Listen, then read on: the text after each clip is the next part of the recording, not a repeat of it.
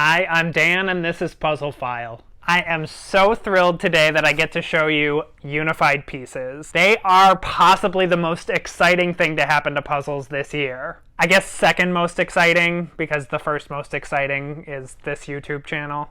This is going to be a little lagniappe video. Regular viewers might remember that lagniappe is a Cajun French term for a little something extra. I'm actually in the middle of working on the 5,000 piece Pokemon All-Stars by Ravensburger, and I just needed a little break from it. So we're going to do a fun, quick brand review on Unified Pieces. Unified Pieces is a black-owned company that launched late last year with a line of 16 puzzles. There are so many great things to know about this brand. Their goal is to provide a luxury puzzling experience, presenting the puzzle to you as a work of art. They've partnered with diverse artists from around the world to bring you a tightly curated selection of puzzles. You're not going to find anything like them anywhere else. I have so much that I want to say about Unified Pieces already, and I haven't even tried one of their puzzles yet. So let's take a look at a couple of their puzzles. We'll see if they live up to the hype, and then I'm going to tell you all my thoughts about this brand that just exploded onto the scene this year. I have two puzzles here. These were gifted to me by the company. They're not sponsoring this video, and they haven't told me what to say about their product. This 1,000-piece puzzle is called Color Bliss. The artwork was designed by Gamaliel, who is the owner of Unified Pieces. I think this is a beautiful, fresh take on the color gradient puzzle. I love this image, but we're not doing this one today. This is the puzzle I'll be tackling today. It's also 1,000 pieces. It was also designed by Gamaliel in collaboration with photographer Jessica Felicio. This is Black Girl Magic Volume 2. There is a Volume 1 available as well, and I'm hoping that they're going to do more because these are just incredible. So let's go ahead and take a closer look at the box and the pieces. Okay, right off the bat, I love boxes that have the puzzle image full bleed with no graphics on the front. I think that is a stunning look. On the side of the box, it tells us this is part of the Black Girl Magic Color Collection. 1,000 pieces, the dimensions, a statement letting us know that there's no plastic in this box, everything is recyclable. And on this side, it lets us know about their charitable giving. On the back, there's information about the artists and the brand. I really appreciate this. I like when they highlight the artist. So this box opens with a magnetic closure, which is fairly rare amongst puzzles, but definitely adds to that high quality feel. Okay, inside right away you see we've got this sort of velvety zippered bag that has the pieces in it. But first I just want to show you, look how beautifully every inch of this packaging is designed. Under the pieces, there is a stand-up card with the puzzle image on it, and a nice big poster. So already I'm feeling very pampered, very spoiled, definitely fulfilling that luxury promise, and we haven't even gotten to the pieces yet. Okay, these pieces feel really nice and thick. They're very rigid. They don't have any softness to them like, say, a Ravensburger. In fact, it's hard for me off the top of my head to think of what other pieces they feel like. They're very thick and very rigid. I'll have to let you know once I start putting them together how they feel. I think they're going to be very clicky, which might be fun. And there doesn't seem to be any gloss to them at all. They're totally matte pieces, which I am obsessed with. This is going to be so great. I'm ready to dive in. Okay, I totally feel like I have the whole plan for this one. I'm going to start by sorting into 4 piles. We'll do a pile for the edge pieces, a pile for the background pieces, a pile for the foreground pieces, the figure, and a 4th pile that'll be all the pieces that are on the edge, the divide between foreground and background. These kind of pieces. I'm going to start by building the frame. Then I'm going to do those divide pieces, get the full outline of our figure. Then my plan is to do the background. So we'll have to do a little more sorting there, I think, sort out some of the colors. And finally, we'll fill in the figure as the last thing that we do, because I think she's going to be the most difficult. Let's see how closely I stick to that plan. Here we go.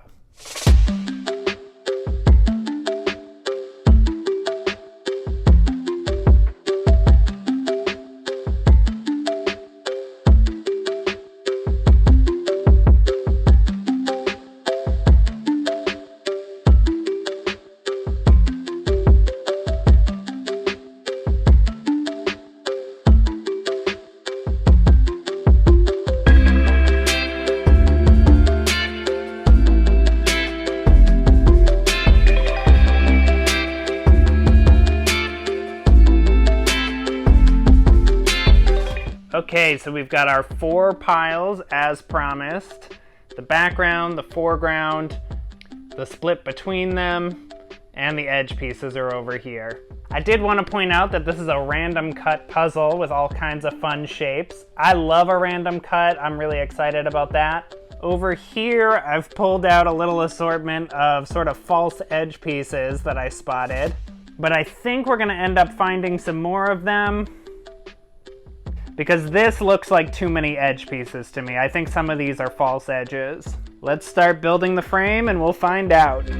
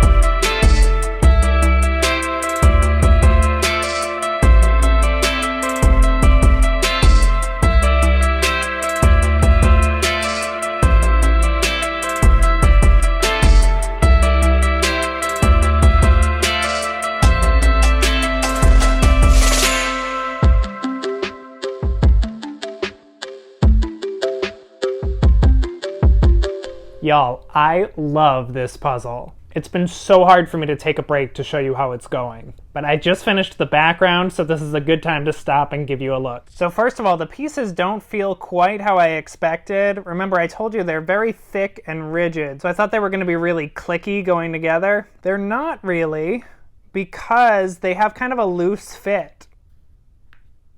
See how you can just kind of drop them into place? So that's pretty satisfying in a different way. I will say I prefer a snugger fit for pieces. It's a little hard to move groups of pieces around. But the random cut pieces are so specific that even though they're not a perfect tight fit, you just know when you've got them in the right spot. Now, this image is so well designed to be a puzzle. You know, if we just had our model on a solid red background, this would still be a beautiful image, but it would not be a good puzzle. They've done a really nice job here of layering all these different colors and textures and patterns to make it a really fun puzzle. It's not hard, at least up to this point, but it stays engaging and challenging the whole way through. And you kind of have to take a close look to really see all of the detail that's been put into this. So many different colors, different sections that have sort of a color gradient running through them. Some of the pieces have this very subtle texture laid over them that you can't even really see when you take in the whole image, but it makes it really nice for sorting these pieces out and solving. And I love that some of the design elements overlap the foreground image. As I said, I think she's going to be the most difficult part of the puzzle, but it kind of breaks it up for you, gives you some different sections to work on. I've started sorting the foreground pieces a little bit. You can see there is a good variety of color and texture to work with in there as well. So I don't think this is going to be too hard. The most difficult part will probably be her hair. Okay, time to finish this up.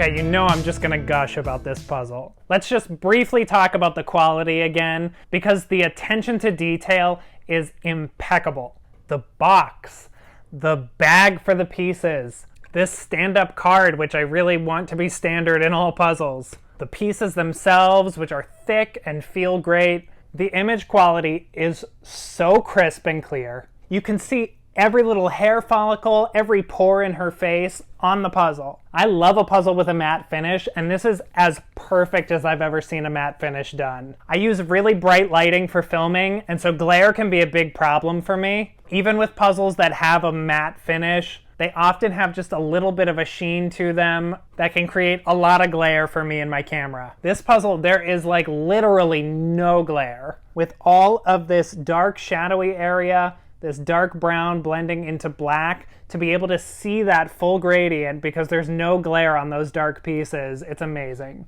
If I was gonna change one thing, as I said, there's a loose fit to the pieces. It is crumbly. You're not gonna do a full puzzle pickup with this one. I personally prefer tight-fitting pieces, but I don't consider that a quality issue, and it definitely didn't take away from my enjoyment of the puzzle. So Unified Pieces is definitely delivering that luxury puzzling experience that they're shooting for. But aside from that, what makes this brand so exciting, where they're really killing it, is in their art curation. Again, they have just 16 puzzle designs available right now, and their brand, their point of view is so specific. Really unique, fresh, exciting artwork created by diverse artists. The brand really celebrates their artists, and artwork that centers people of color and their stories and experiences. There's this great quote on their website from the company owner, Gamaliel, aka Meezy, where he talks about what prompted him to start this company. He says, "Usually I do puzzles every year around Christmas time, but when I went to go searching for puzzles to buy, being online and stuff with this pandemic, I noticed there were cooler brands out, way cooler images out now. But then, like, when I was searching, I also noticed there was a lack of representation for Black people in the urban diaspora. Many of the puzzles were geared towards girly, frilly, stereotypical, like the typical puzzle images, the nostalgia art, the fine art, some abstracts. You maybe have like 1 or 2 graffiti puzzles." So what he did, which is so smart, was to go out and create the puzzles that he wanted to see. You know, he didn't say, oh, let me see what kind of puzzles are selling well and I'll make more of that. He said, these are the kind of puzzles that I want to see, and if I want to see them, then there must be lots of other puzzlers out there who would like that too. See, for so long there, like the late 90s and the early 2000s are this like puzzle dead zone where you're just seeing the same. It's like they saw that people were buying baskets of kittens, and so they said, let's just keep churning out these baskets of kittens. And so that meant that the only people who were buying puzzles were people who like baskets of kittens. So it becomes this like self-fulfilling prophecy. By having more diversity in puzzle images, you bring more people to puzzling. You're saying to people, look, puzzling is for you too. And no disrespect to people who like baskets of kittens. My point is just that your needs have been served, but I think there's a lot more people out there who would really enjoy puzzling and who could reap the benefits of this great hobby if they were just seeing more puzzles that speak to them. Now, I'm gonna say I love the 16 Unified Pieces puzzles as a collection. Again, it's so surprising and unexpected, and the point of view is so clear. But I will say not every image that they have speaks to me. And that's okay, and I think that's actually a great thing, because they're taking risks, they're putting out puzzles that are really daring, and I honestly believe that every puzzle they have, there are people out there who are gonna see that one and say, that one's my favorite, I have to have it. So even the ones that I'm not going to buy personally are still really exciting to me in that way. These aren't puzzles that millions of people are going to pick it up and look at it and say, oh, that'll do, and throw it in their shopping cart. These are puzzles that certain people are going to love and have to have. And I love this one, love this brand. I cannot wait to see what they have coming next. I'm going to get back to the 5,000 piece Pokemon puzzle, and I'll catch you all next time.